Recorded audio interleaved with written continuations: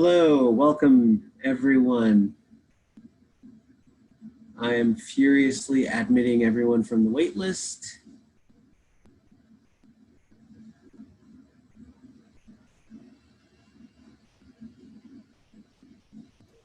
Hello. Hi, good afternoon, everyone. How's it going? Doing well, transitioning. always a little bit of a rough transition. I hope you all are doing well. So is this the correct room for the climate code red? For Code Red, yes. Okay. All right. So do we know about Ian and Maris? I just got on. Hey, great. Maris, how are you? Thank you. I was worried of all the emails this morning that maybe you weren't caught up. Great. That's fantastic. Yeah. Hey, Maris. Hi. Very cool about your job next week. I know. I'm so excited. Hey, what's the job? I'm going to be working as a video producer for The Hill. That's awesome. Congrats. Nice. Is that like a full-time gig or an internship or? Yeah, it's full time. Well done. That's Thank awesome. you. I'm going to do some personal news tweet soon. That's So, great. Do that. Congratulations. Thank That's so you. great. Okay, so more and more people are trickling in here. So we'll just give them maybe a couple more minutes. Yeah, we need Ian. Oh, we're still waiting on Ian Round. Okay. Yeah.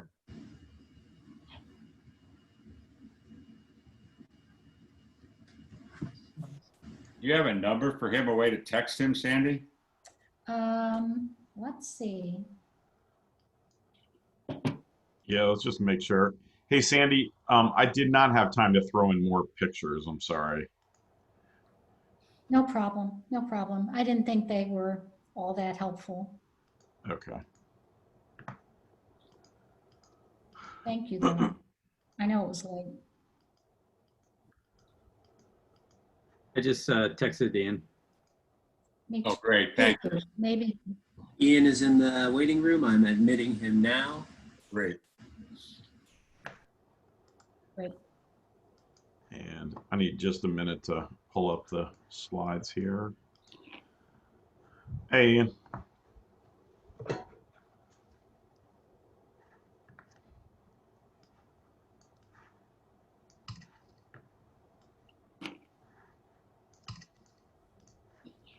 Okay, do we have?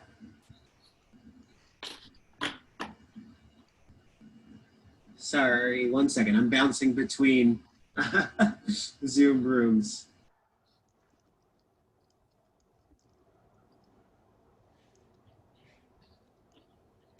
There's Ian.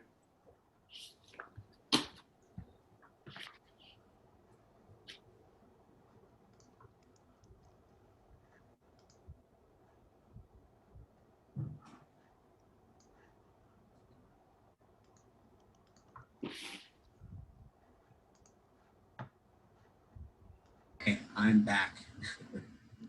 Sorry for that, everyone. We had this IT issue this morning, and it's just having this cascade effect. So I think we have all of our panelists here at this time.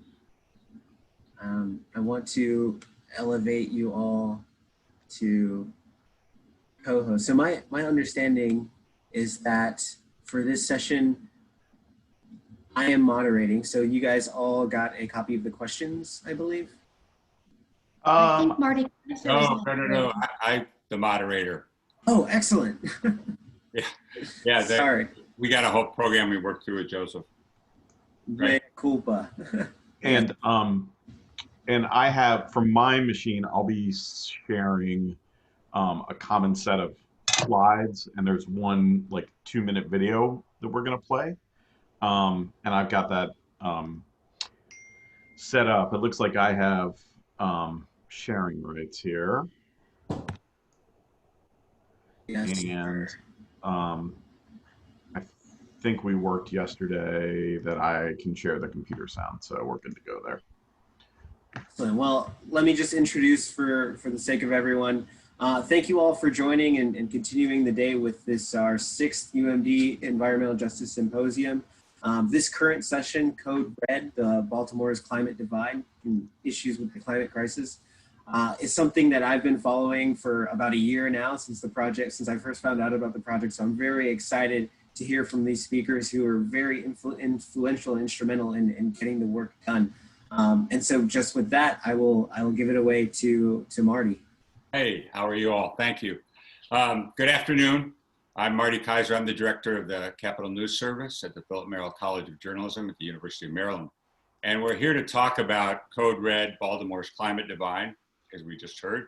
And it was a reporting project for the Howard Center for Investigative Journalism and the Capitol News Service at the University of Maryland. We also had a major partner that took part in this with us, handling national coverage that made this a national project. That was National Public Radio. In addition, our photographers worked with the photographers from Wide Angle Youth Media based in Baltimore that teaches visual storytelling to young people. The important work that you're going to hear about this afternoon has earned national recognition.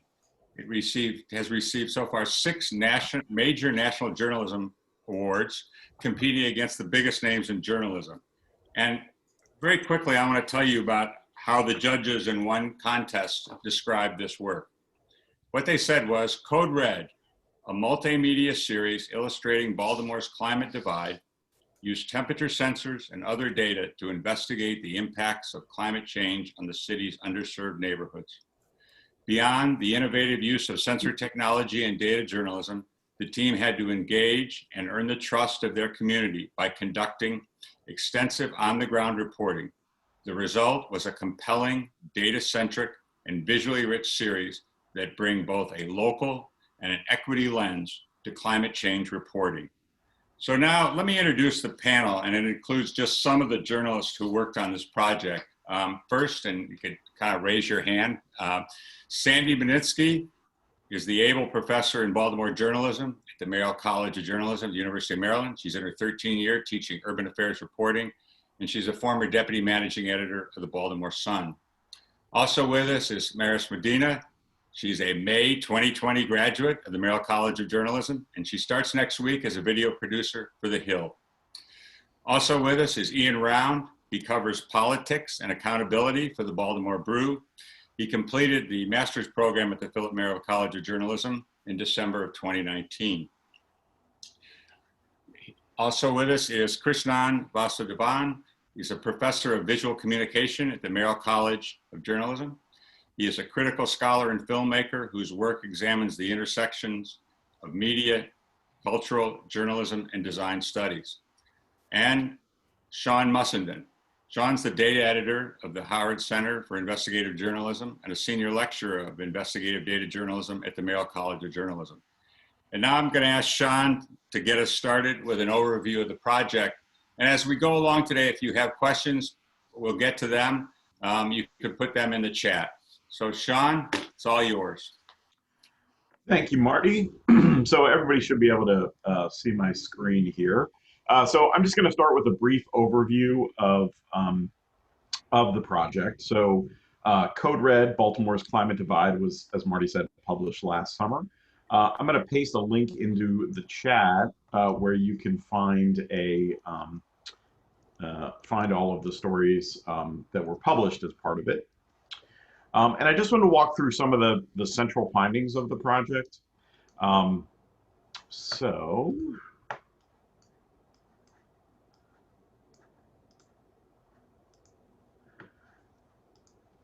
first, we found that using some data on neighborhood level temperature readings, that low-income neighborhoods in Baltimore, particularly those on Baltimore's east side, as you see highlighted here, were significantly hotter than wealthier neighborhoods. So this is a graphic showing the average temperature by neighborhood in Baltimore, as measured by some researchers on August 29th, 2018. They strapped temperature sensors to station wagons, drove all around the city, and were able to compute neighborhood level temperature differences. So in the hottest neighborhoods on the east side, like Broadway East and McElroy Park, which we'll talk about today, average temperature on one particularly hot day in August was close to 100 degrees. In wealthier neighborhoods in the north and west of Baltimore, places that have a lot more trees, closer to 90 degrees, as much as 8 or 9 degrees difference Fahrenheit between neighborhoods. We also found through an analysis of hospital admissions data and EMS data that chronic conditions affected by heat are particularly likely to spike during heat waves, and neighborhood level heat disparities put people in the hotter neighborhoods at greater risk from higher levels of chronic health conditions that are exacerbated by heat, things like asthma and COPD. We also found that without constructive solutions, temperature and health disparity that we observe in Baltimore is likely to widen as climate change drives temperatures higher.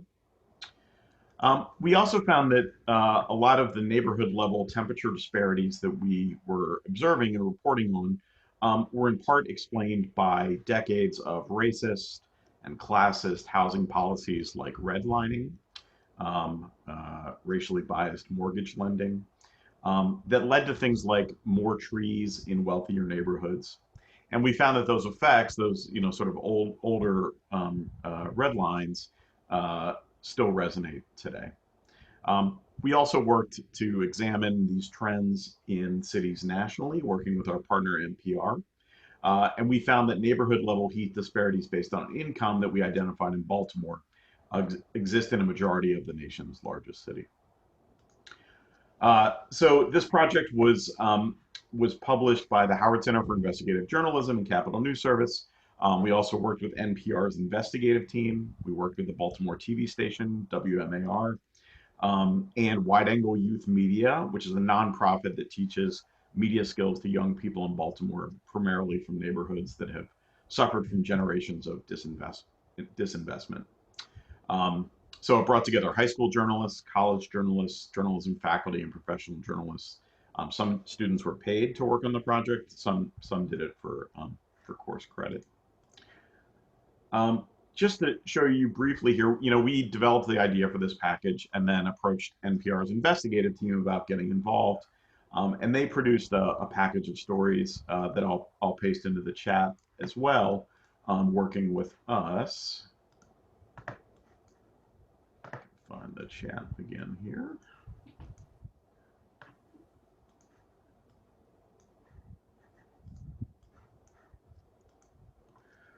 That consisted of some internet graphics and some radio pieces that aired to millions of people on All Things Considered and Morning Edition. Okay, so Sandy's going to talk a little bit now about Project Origins. I want to talk a little bit about the track record that the Baltimore Urban Affairs reporting class has in Baltimore in reporting on inequality. So what you're seeing on the left-hand side of your screen, we did in conjunction with Kaiser Health News, which is about the gold standard in health policy reporting nationally these days, headquartered in Washington. And what we decided to do, Freddie Gray died in Baltimore Sandtown neighborhood in April of 2015. And that fall, we, in conjunction with Kaiser Health News, decided to take a look at healthcare in that neighborhood. And what we found was that our healthcare system, even in a city with world-class healthcare, people living in neighborhoods who could practically see the mighty Johns Hopkins University and the wonderful University of Maryland medical system buildings, had trouble getting quality health care because our healthcare system is made for people who have cars, cell phones, credit cards, and computers. And many people in lower income neighborhoods don't have all of those. So we found people who had trouble finding good health care, And we also found people who, when they showed up in their 50s and 60s with certain conditions, were told, once the doctors looked at their medical history, well, you used crack in your 20s, so that's what the problem is. So they were totally not taken seriously because of drug use that had happened decades before. One of our students also traveled with Charlene Adams, a woman who was told she needed to buy a blood pressure cuff, but her insurance would only cover the purchase in certain medical supply stores. It took her hours to take the bus across town to find this cuff, and then hours to get back home. So we found a really stark difference in how people were able to get health care. Charlene also was given a order from her doctor to have a colonoscopy and was told to go to a clinic in suburban Pikesville, 7 miles from her house. And she said, I don't know how to get there. I don't know how to get the bus there. And I'm never having a colonoscopy because of that. We also spent a semester on working with Kaiser Health News on asthma. And again, using data from Sean's data class, as we did with the previous project, we found the areas in Baltimore that had the most hospital visits for asthma. And of course, in more affluent neighborhoods, there were far fewer visits. And what we found, we settled on the neighborhood of Carrollton Ridge in the zip code that had far and away the most hospital visits for asthma. We settled on Carrollton Ridge where we found that the triggers for asthma were everywhere, that people who don't want to pay for permits to dump in city landfills instead find a poor neighborhood and just dump in the alley, so that behind people's houses are stacks of wet mattresses and bags of garbage, in which vermin find nesting places, and eventually this floats through the air into people's houses, no matter how hard people try to keep the houses clean. So another stark picture of inequality, where in more affluent neighborhoods, nobody dumps old trash in an alley.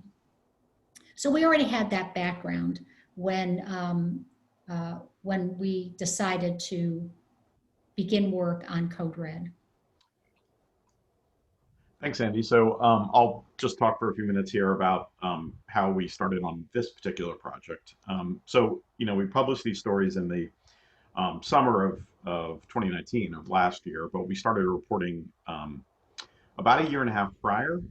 We had been interested, one thing we'd been interested in was finding a way to tell stories about climate change. And in particular, some of our faculty have been inspired by some international work showing that there was often an irony in terms of who was impacted by the worst impacts of climate change. That is, the people with the fewest resources, often those who were the least responsible for increasing the amount of carbon in the atmosphere, were suffering the worst impacts of rising heat, rising seas, and other climate change.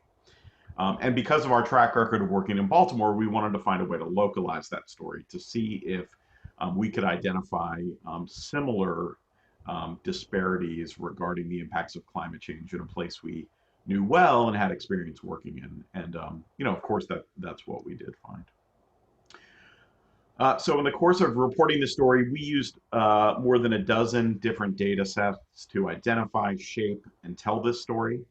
I already showed some of the block by block temperature measurements we used from some researchers at Portland State University and the University Science Museum of Virginia.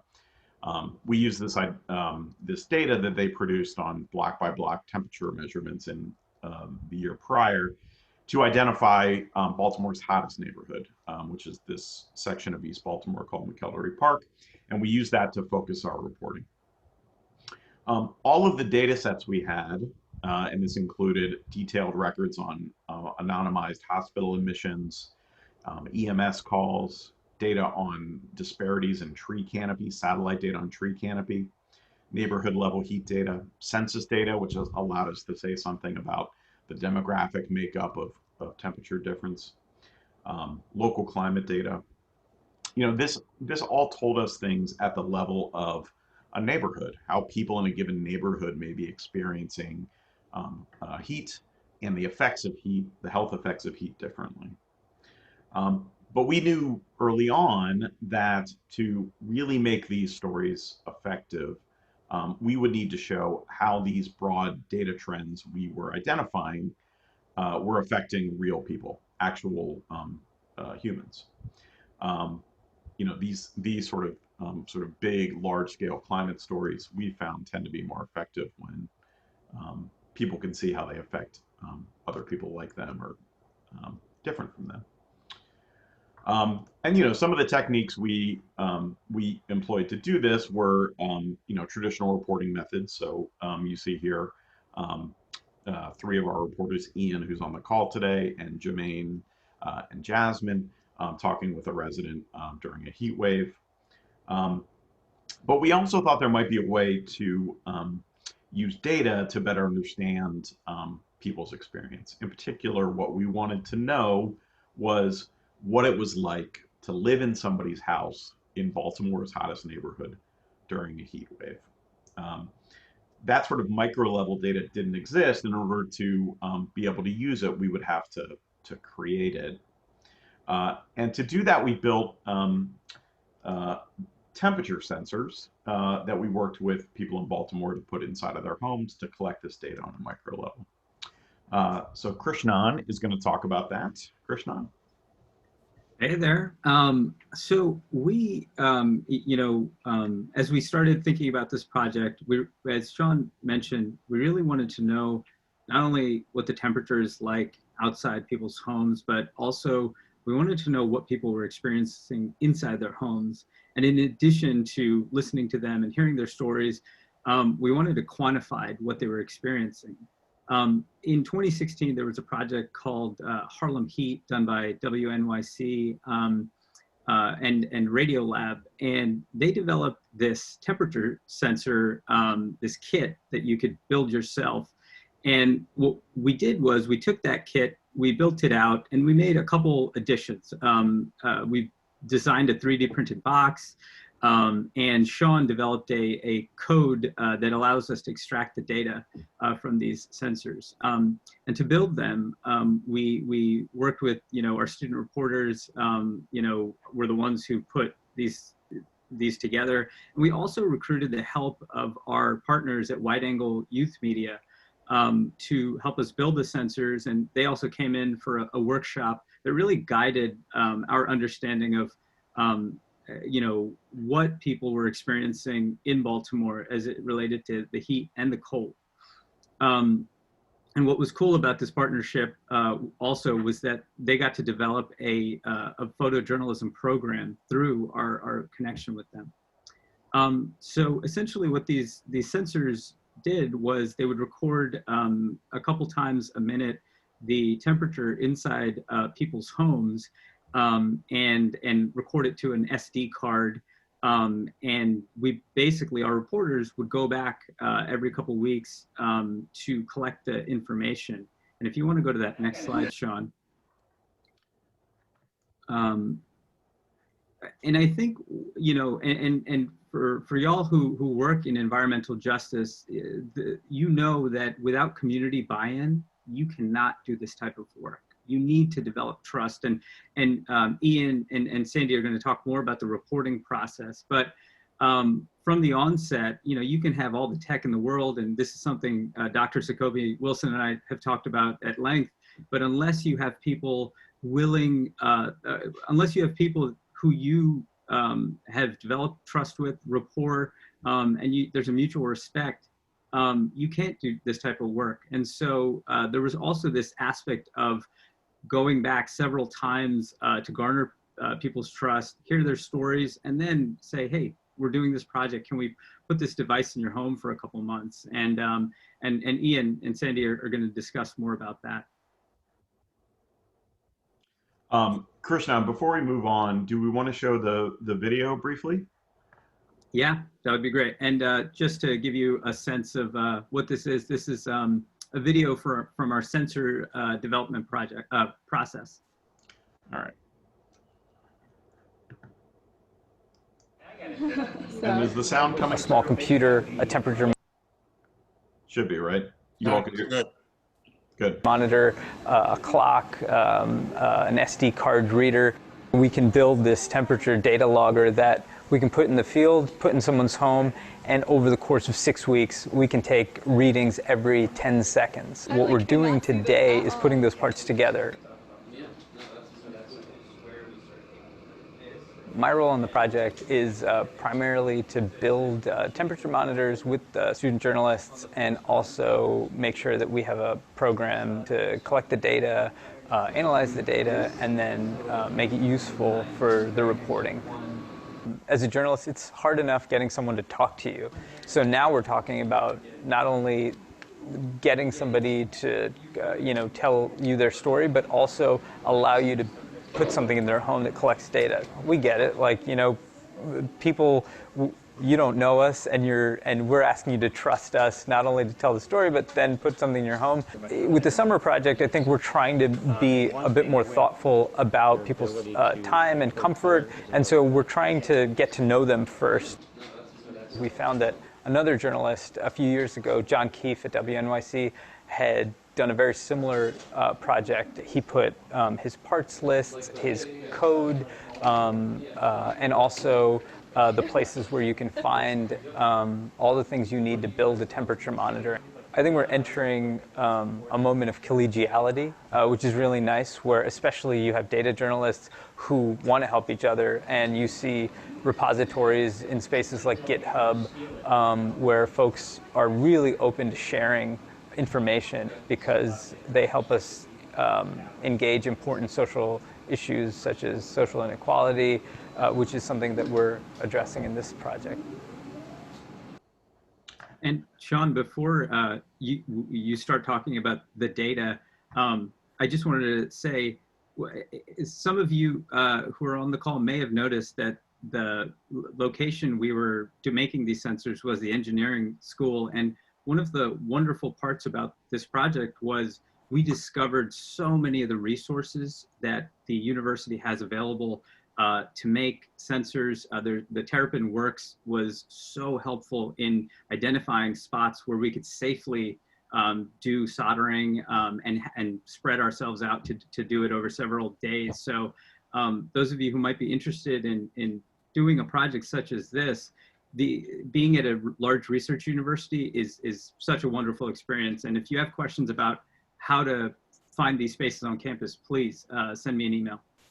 Including 3D printing at cost, which is pretty great. Before we move on to talking, Ian and Sandy and Maris and others are going to talk about, the reporting that went into this and the process of identifying people in who are willing to host the sensors. I just want to show you a little bit of data that we got out from these sensors. So everything you're about to see to set this up, this is a graphic that was embedded in the story. This is inside the home of a woman in Baltimore named Stephanie Pingley. This sensor was placed with her permission and enthusiastic permission inside of one of the bedrooms where one of her children sleeps. And so I just want to show you sort of what it recorded. What we're going to be looking at here is indoor and indoor heat index readings. Heat index are a function of heat and humidity. It's the feels like temperature, and above a certain heat index, the body loses its ability to cool and can have really drastic heat health effects. So these were all recorded during a heat wave in July 2019. This shows the outdoor temperature recorded at downtown Baltimore City at the Inner Harbor. It was adjusted to be at the McElderry Park temperature. So we can see, for example, on July 21st of last year, it got to 111 degrees heat index outside. We put data, the sensor inside of Stephanie Pingley's house and recorded, every 10 seconds, temperature readings. It was inside an unair-conditioned bedroom.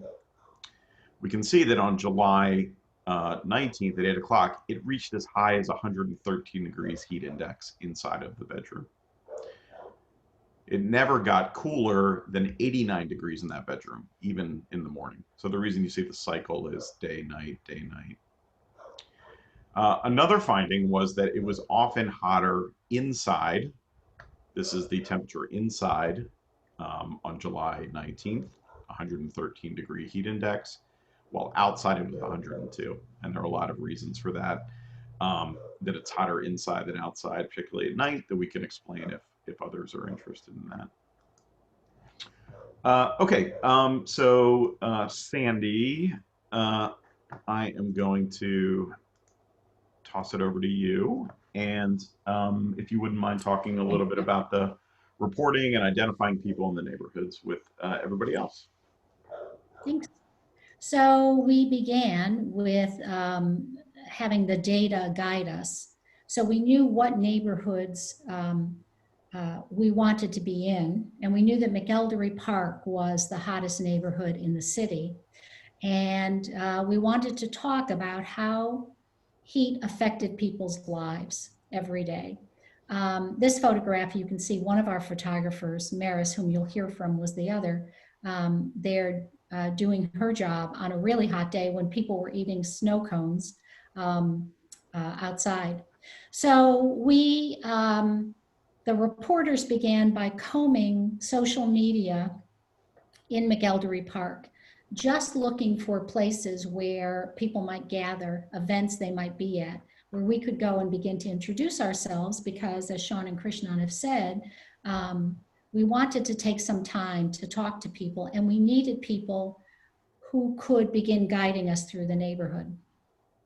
So what we found one day on the Saturday of Memorial Day weekend that year, there was a block party in McElderry Park. And so Ian and Jermaine, who was in this picture in the center there taking notes, drove over headed for the block party. But as we were headed there, we saw the door of a storefront church was open on a corner, and two people were carrying plants in and out. They had been starting to plant outside. So we pulled the car over and we jumped out of the car and we began talking to these two people who really opened doors for us in the neighborhood. And that was Solomon Simmons and Harriet Alexander, both of whom lived on McElderry Street. And so they began talking to us about what the neighborhood was like, the kind of families who lived in the neighborhood, and issues that the neighborhood faced. And that began our getting to know the people of McElderry Park.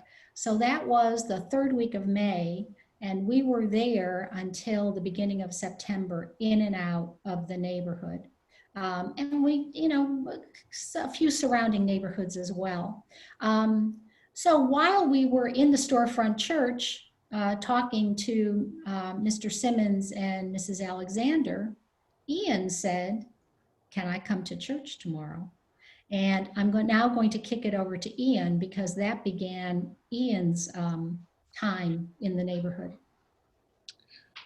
Yeah, so I didn't, attend a service, but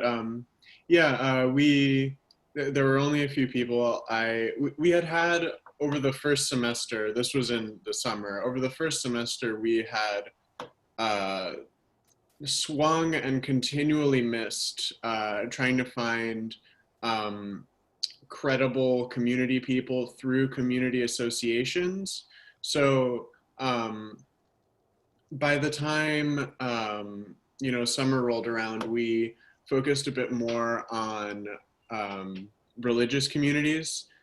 So there was this very, very small, just like a row house church that Solomon and Miss Harriet were working at, and so that was a Saturday that we met them.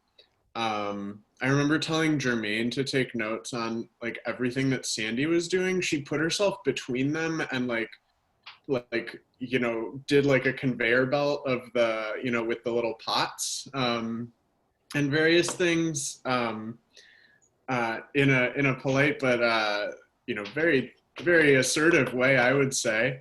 And so I came back the next day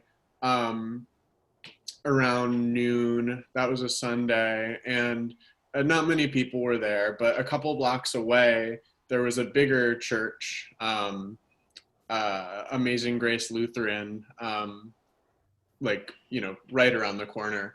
And there were a good deal of people there. I introduced myself to somebody who looked like they were in charge, and then over the course of the summer, that church really became our headquarters.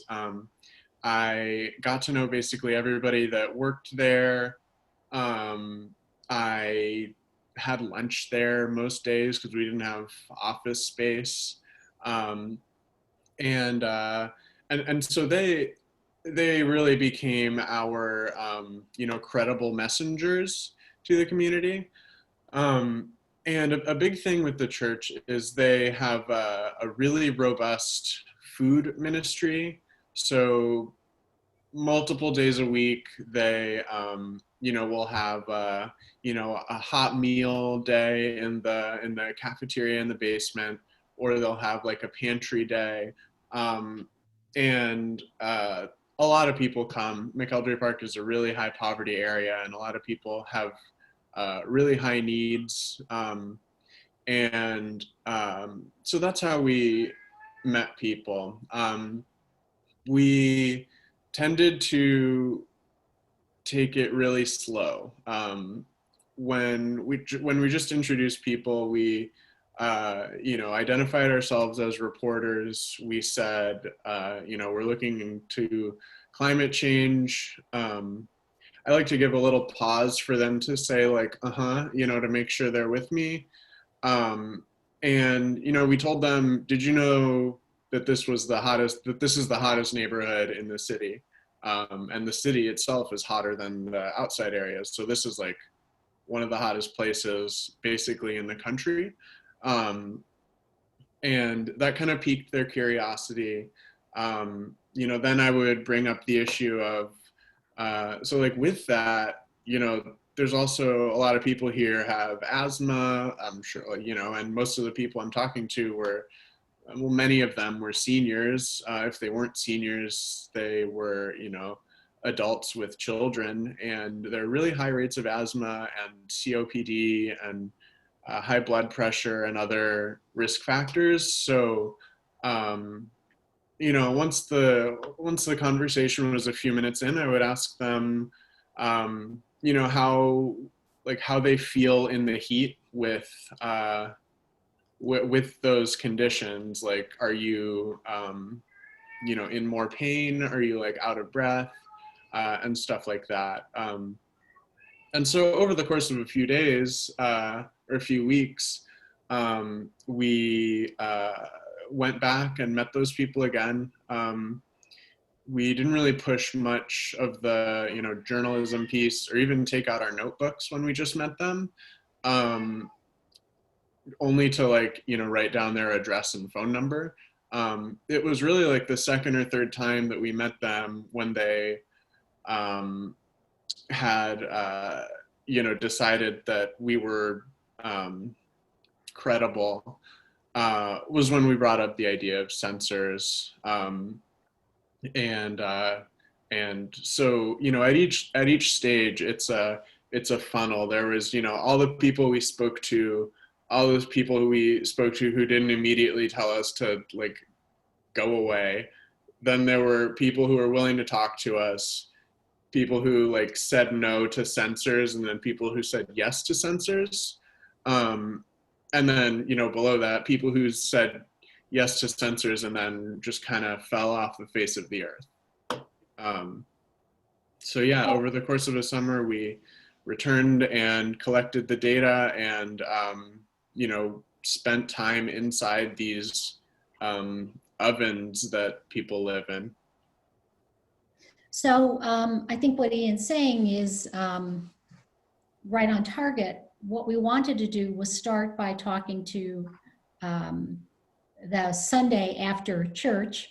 And that week after that Sunday, we spent a lot of time with Harriet Alexander on the front steps of her house, which is shaded by a mature tree.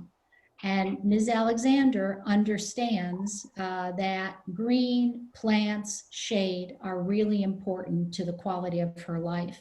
And so she had these beautiful, huge pots of perennials. She said she doesn't waste her time on annuals. So these were hostas that come back year after year. And she said it occurred to her one day that the neighborhood kids always came and sat on her steps. And why was that? And then she realized she was the oasis on the street because of the tree and the plants. And so on a very hot day, we stood outside with her for more than an hour while she talked about the neighborhood, talked about the church across the street, talked about how important her garden was to her. And so she was almost a guide to the neighborhood after that, because we were able to find then such and such lives across the street and has little kids. You really want to go to the church with the food pantry.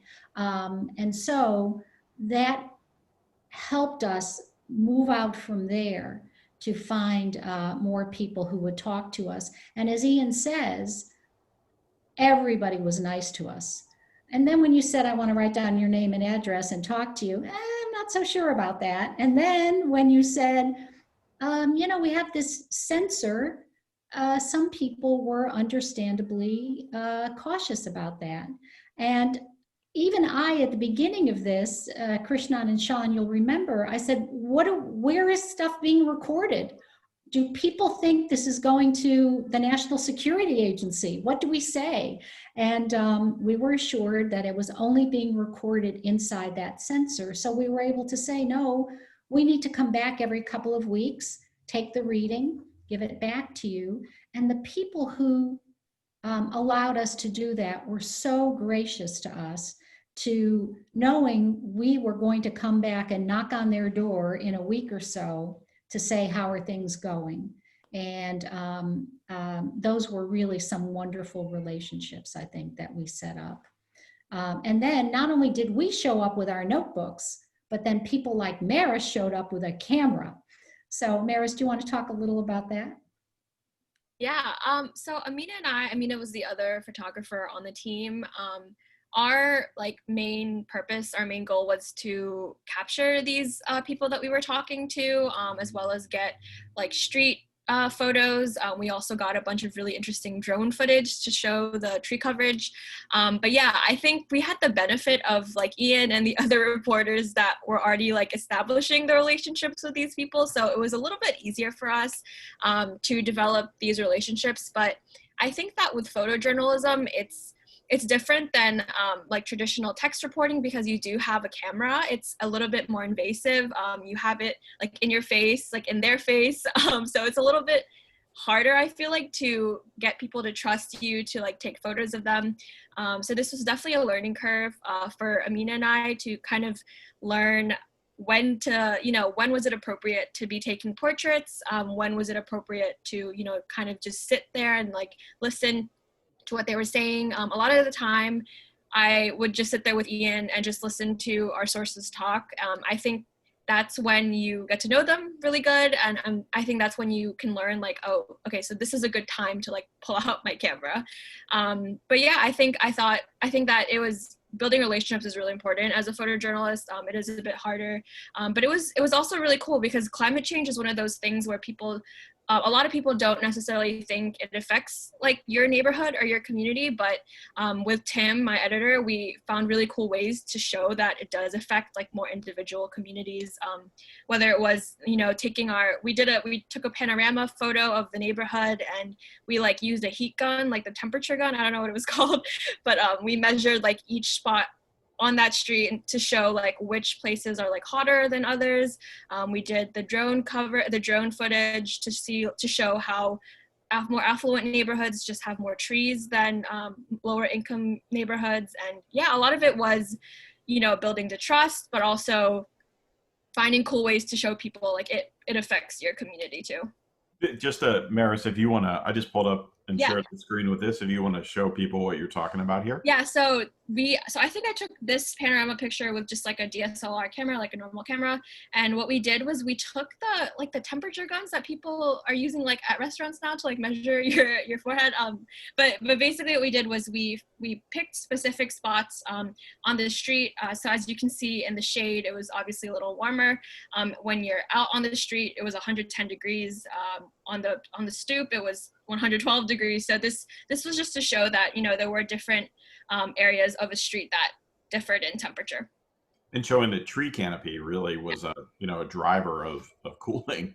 Mm-hmm. And you mentioned the drone footage too. I can just show that real quick. One thing we showed was that wealthy neighborhoods had a lot more trees than poor neighborhoods, and that was a thing that helped explain the heat difference. But also the degree to which there was tree canopy in poor neighborhoods, often it was in things like this. So this is an abandoned row house in Baltimore that the roof has fallen in, and as you zoom back, you can see that there's a fully mature tree growing out of it. So. I also want to point out one of the public health disconnects that we found. We also talked to people who specialize in this kind of research, like Dr. Jacoby Wilson, and we talked to elected officials, and we talked to the city's Office of Sustainability and the Health Department and all those the mayor's office, all those agencies that are supposed to work on public health. And the week, we had those 300-degree days at the Inner Harbor, which I think, Sean, if I'm correct, you all can correct me, I think they were a Friday, Saturday, and Sunday. Starting at the beginning of that week, the mayor was on radio and television warning people, cut your outdoor activity, drink more water than you think you need. We have cooling centers open. We have these hotlines to call. Over and over, these public service announcements on the websites, on broadcast radio and television. And yet, I think Ian and Maris, you'll agree, when we talked to people, they said, I didn't know there was a cooling center. I never heard of that. Or the cooling center was a mile from their house. And so if you are 70, if you are the mother of small children with asthma, to ask those people to walk a mile, which if you're healthy, we can do, it's no problem, a mile on 100-degree day to sit inside was not really an efficient way to help the public. And the city did say by the end of the summer that they were trying to identify more buildings that could be used in neighborhoods as cooling centers, which could be a church basement, which could be a business that might open with city help, just to let people sit for an hour or so to cool down. So that disconnect, I thought, was really important.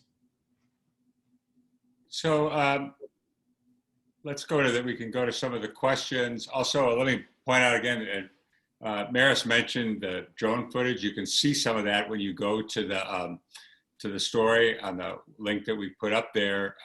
Many of the videos and the photography along with the stories. Sean, why don't you start it? Some really good questions in the chat. It went directly to you though, on tree planting and long-term tree maintenance in lower income neighborhoods. Yeah, so a big part of the series we looked at was the role of trees in being a solution, and it's hard not to miss the fact that hotter, lower income neighborhoods tend to have fewer trees than wealthier ones. The city of Baltimore, Cindy, I think you would ask, how can tree planting and long-term tree maintenance in lower income neighborhoods be funded and tracked? And is it local government? Is it state government? Is it partnership with nonprofits? What we found in Baltimore is that it was a mix of city funding and the Baltimore Urban Forestry Division tended to be one of the lower funded city departments, and like a lot of other city agencies, had been hit by budget cuts. And there are a number of private tree organizations, including the Baltimore Tree Trust, and others who have engaged in a process to plant trees. It's not as easy as it sounds. It's hard to plant trees in cities because it often means breaking up concrete. It means having to come up with a plan, to keep them watered and maintained, and that costs money and time. The city, often would say to, if somebody requested a tree in front of their house, it was up to them to water it. And a lot of people didn't have spigots out front, and that can be time and expense. We also encountered something sort of interesting, which was in a lot of neighborhoods that didn't have trees, there was some, it's hard to quantify, but there was some resident hostility towards trees. Things we heard were they bring bugs and rats, and that, some people felt that the city had just planted trees without sufficiently engaging the neighborhood, asking if they wanted them. So it was a complicated solution. And if I can add, Maris and was it Amina with Delegate Robin Lewis? It was Amina. It was Amina, our other photographer. Delegate Robin Lewis, who lives north of Patterson Park, said she moved onto her block and was stunned that there were so few trees. I think it was about 15 years ago. So she and neighborhood volunteers went, and it's such a great story. They decided they were going to raise money and plant their own trees, which, as Sean said, means you have to dig up concrete to create a well to put a street tree in. So they went and rented jackhammers. And she said they stood out on the street with jackhammers. And she said, if you want to attract some people to your organization, start using a jackhammer. And all of a sudden, some guys come over and say, hey, I can do that. And all of a sudden, you have new volunteers. And they have planted literally 300 trees in the neighborhood over the last 10 years or so, because she believes so firmly that trees were a huge part of the solution, as we found with Harriet Alexander on her front steps. And as Maris's photograph shows, the tree makes a huge difference. Sean, why don't you mention a little bit about we talked about urban heat islands and how the history of Baltimore and the city correlate with things that happened, why we have these heat islands, the lack of trees? Yeah, so, in many ways, the sort of a thing we found in talking with experts who study the historical settlement patterns in Baltimore is that it wasn't really an accident that wealthier neighborhoods with a more suburban feel with lots of trees were more prevalent in certain parts of the city, and that sort of denser places with lots of row houses without many trees that we saw sort of low people with lower incomes in those places. In a lot of ways, redlining helps explain why we saw those settlement patterns, and those things persist over many decades since that was really prominent in the 40s. And tree canopy in many cities across the country, we saw over and over again that in formerly redlined neighborhoods, there are simply fewer trees and denser housing stock, more concrete. And in Go ahead. Yeah, and East Baltimore tends to have smaller row houses than West Baltimore. West Baltimore row houses tend to be 3 stories, a little wider, grander. East Baltimore, a lot of the neighborhoods we were in were built for working class immigrant laborers. And what we found was, there are little backyards, which some people actually create gardens in. And we found backyards that people had concreted over because they're easier to keep clean. You just use a broom. I could imagine my grandparents thinking, good job, now we just need to brush the concrete off in the backyard. And the same with the street trees. They're dirty. They drop leaves, you have to sweep them up. So indeed, redlining cost these neighborhoods a lot, in that there was less investment, and as people began to move out of the cities with the demise of industry and the loss of jobs, these places still lacked investment. So we talked a little bit about the past. It's worth talking for a few minutes about what scientists are saying about global warming in the future and what it means to cities like Baltimore. Sean, you want to? Sure. Yeah. I mean, I'll start, and anybody else can chime in. But essentially, every climate scientist we talked to for this story, including some who have done modeling to predict what will happen in terms of the number of high heat days by city, expect a dramatic increase in the number of 100 plus heat index days each year. I'll see if I can find the stat in the story while we're talking, but I think it was like a tripling. Does anybody remember off the top of their head? It's something, I think it was up to like 3,700 degree days. I can remember the year, but I also remember that the heat. Estimate the number of very hot days in Baltimore could increase sixfold by the middle of the century. And so the idea is, we have to make plans. It's already a problem now, but we have to make plans for this to get worse, because it's unrealistic to expect it not to get worse. I remember one point in the story where essentially, and I forgot the year, Sean, but Baltimore will become like McAllen, Texas, which is on the border with Mexico. That's right. Yep. So one other thing that I keep directing people to go back to the link and look at the series, but one of the other things is Sean talked about the tree canopy and heat islands and different things like that. We've got, I think it's about 100 cities across the country where you can go look at the data and see different neighborhoods. So that's really pretty interesting, showing what's happening in Baltimore is happening across the country. Let's go, since we were outdoors, let's go indoors. There's a good question here about, can you please speak more about high indoor temperatures? Is it connected with insulation issues and energy bill affordability, or lack of air conditioning options? Ian, do you have thoughts on that? Let's see. So basically everybody we talked to had air conditioning, but they usually only had one air conditioning unit in a window. And, that didn't, keep the whole house cool. Usually it was only in the kitchen or in the master bedroom.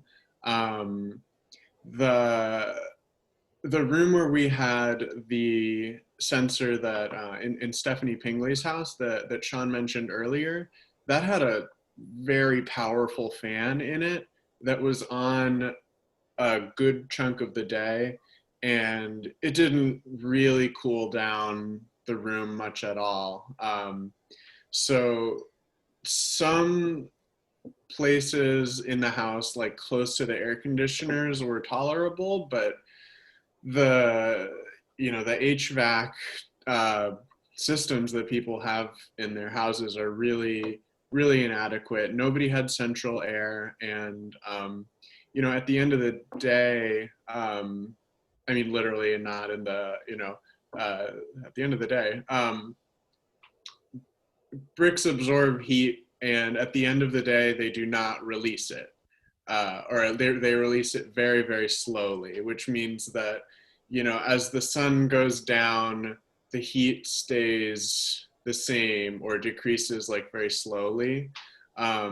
So they don't have the same relief at the end of the day, a lot of these people. And that you know, hurts their bodies. It makes them less able to cope with asthma or COPD or high blood pressure because their bodies are busy, you know, dealing with the extreme conditions. I can also add some stuff to that because Amina and I did a lot of row house research.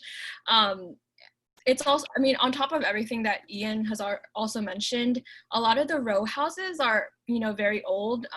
Yeah, so we'll probably go over this in the video. In Baltimore, many residents live in row houses. Amina, do you want me to just play this real quick? I mean, I just like had a couple more points, but basically like the row houses are really old. That's another thing. And a lot of times, like even if you did want to install like some sort of central heat or central AC or anything like that, it just couldn't be retrofitted into the house. So that was just another thing. It's a really important point. Yes. And if I can just add on that too, the science behind why it was often so much hotter at night than it was during the day is there's actually this effect when the air gets cooler outside. You know, systems have a tendency to want to seek equilibrium, and so what's actually happening when there's cool air outside is it is sucking the heat out of the bricks and releasing it into the house, and that's part of the reason why it was often like, you know, what we found, you know, 10 or 12 degrees hotter inside than outside at night. Do you want to just show the video, Sean? Yeah, definitely. That'd be great. Many residents live in row houses, a cheap and easily replicable form of housing in which residents share a common wall. Many row houses have black tar roofs and are composed with brick or brick and formstone, all of which absorb and trap heat inside a row house. A lack of tree cover also heats up the concrete streets and sidewalks that surround row houses. The stored heat can make it unbearably hot well into the night. Together, these factors contribute to what's known as the heat island effect that can make an urban area nearly 20 degrees hotter than surrounding rural regions. Cities such as Baltimore can take measures to mitigate the impact of poor housing stock and the heat island effect. Roofs painted white will reflect nearly 80% of the sun's energy back into the atmosphere, cooling a row house in the process. Residents can install window AC units in their homes to also greatly reduce the temperature and humidity, though this may be cost prohibitive for those with limited financial means. With the help of city government agencies, planting more trees will not only improve air quality, but provide shade to the front exterior of row houses, reducing outdoor and indoor temperatures. These measures could be crucial to residents' lives as summers continue to become hotter and more unrelenting. One other thing we heard from some people we interviewed in some of the neighborhoods were, you know, an air conditioning unit, a portable unit on a lower floor to cool lower floor sounds good, but there was concern in places where there were higher crime levels of leaving a unit that could be pushed in and have somebody break into the house. Let's talk for a few minutes about solutions, because we talked about this in the series. So what we like to do as journalists is not just present the problem, but take a look at possible solutions. And not that we've got all the cures and to make everything better, but really do reporting that shows this has worked or this doesn't work. But who'd like to start off just talking about some possible solutions down the road? I'll start. We talked a lot with the Mayor's Office of Sustainability, which has many good ideas. The problem, of course, as you can imagine, is they're expensive. So there is porous material, which if we repaved the streets of Baltimore, porous material absorbs groundwater, stormwater, so that would reduce possible flooding. And the material is light colored, so it wouldn't reflect so much heat. It is wildly expensive. Delegate Lewis took us to an alley that Blue Water Baltimore had repaved a few years back. And the problem was that the way our alleys are banked, debris got caught in kind of the popcorn texture of this pavement and actually blocked it up. So before we could repave all the alleys, we'd have to rebank all the alleys. making it even more expensive. Air conditioning does seem to be the way to go. And this summer, the mayor's office indeed distributed, what was the number, Ian? 1,400 window units? It's like 1,500, yeah, right. 1,500 window units. That goes a long way toward helping things. Does air conditioning solve the climate crisis? I don't think so. So, you know, trees that grow relatively quickly might be a better way to go. Anyone else on solutions that you think that are out there? And Yeah. Go ahead, Maris. Sandy, for your class, we also explored white roofs, painting Right. black tar roofs white, just so that it would like bounce, but the heat would bounce off and not necessarily absorb. So that's another solution on an individual case. You're right. And those, the residents of those houses said they noticed a huge difference. Yeah. Yeah, and you know, and of course, you know, tree cover is a big one, and that is challenging in an urban environment, as we discussed. But you know, Baltimore, there are neighborhoods where there are entire blocks that are vacant, and the city is working to bring them down. And so I think there are opportunities to sort of restructure some places to, you know, naturally allow for more trees to be built and other, you know, sort of environmental passive cooling features in buildings. I can also add that a great deal of climate change is caused by cars that use gas. And so a way to mitigate that is to, you know, design the way we live to rely less on cars. And that butts up a little bit against this because, you know, it's easier to have a well-resourced transit network when people live closer together, but it's harder to, you know, have forested areas when people live closer together. As we see in, you know, in East Baltimore, there's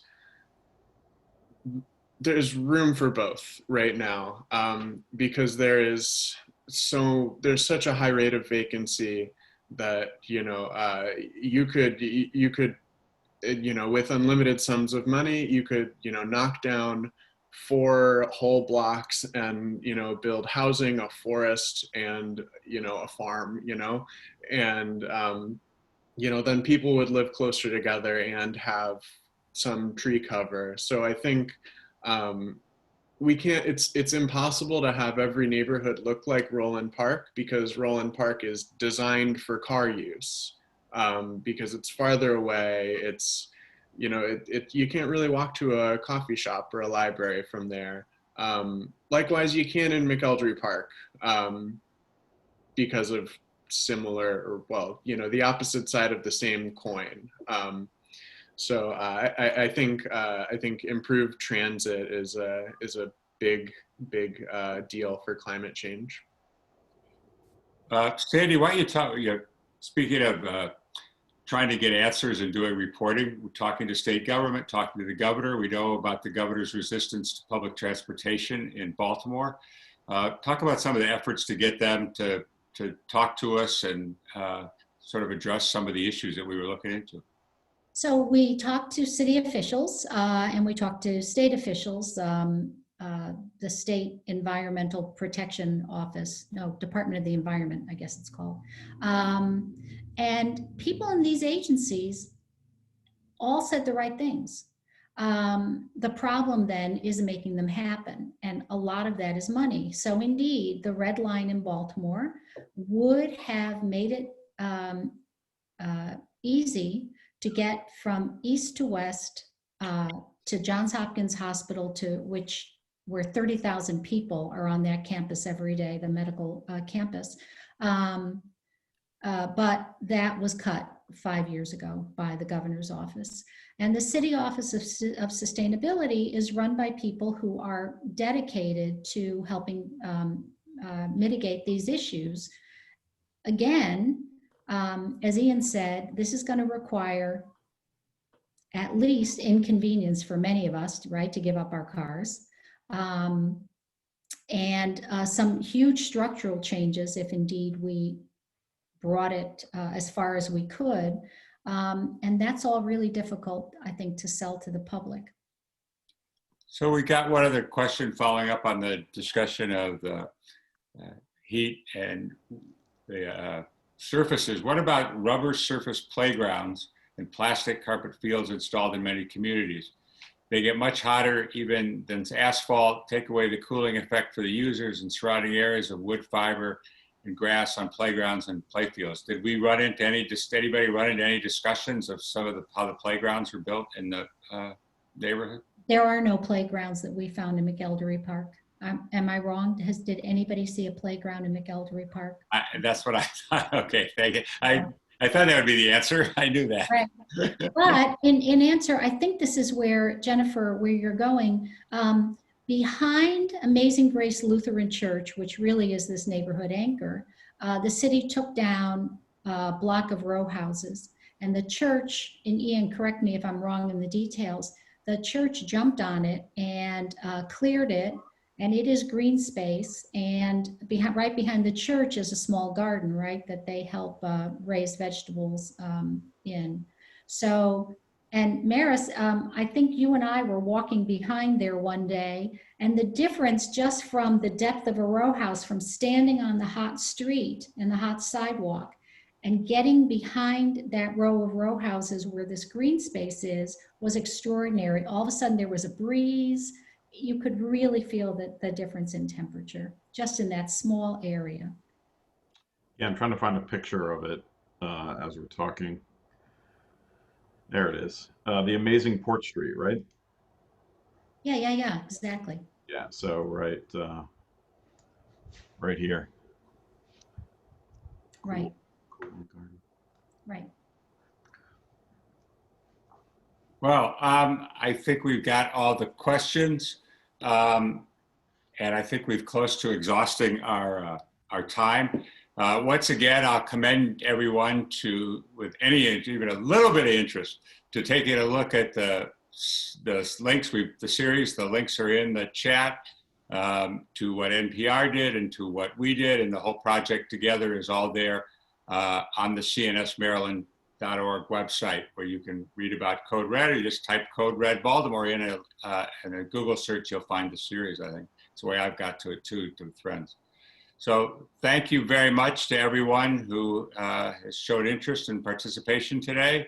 And thank you to our panel. So thank you. Thank you. Thanks again, everyone. Thank you.